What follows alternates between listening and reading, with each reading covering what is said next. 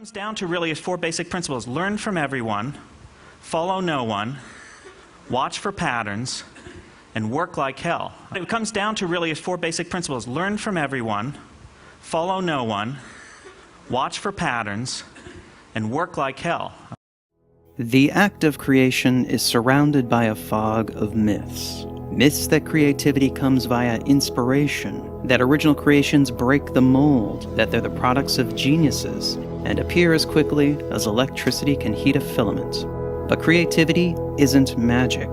It happens by applying ordinary tools of thought to existing materials, and the soil from which we grow our creations is something we scorn and misunderstand, even though it gives us so much, and that's copying.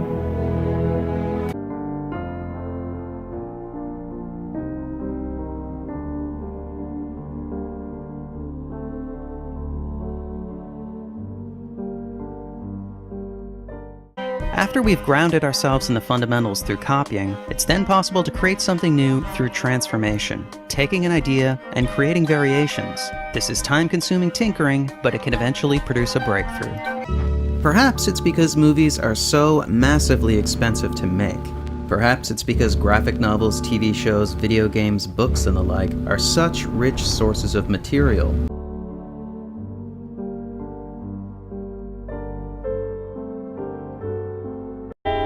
Of the few box office hits that aren't sequels, remakes, or adaptations, the word original wouldn't spring to mind to describe them. These are genre movies. Would have you believe that because a film or television show falls into a genre, it is a remix and thereby lacks originality and creativity. Creativity grows out of everyday experiences.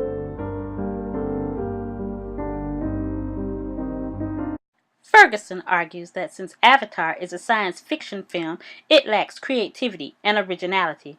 Sure, it is a retelling of the age-old tale of cowboys versus Indians, but this time the natives are 12 feet tall and blue with fangs and tails. Better yet, they kick the cowboys off their planet. It may be a remix, but does it lack creativity and originality?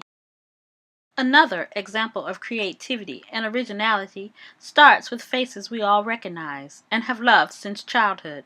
The Disney Corporation uses cartoons to retell fairy tales.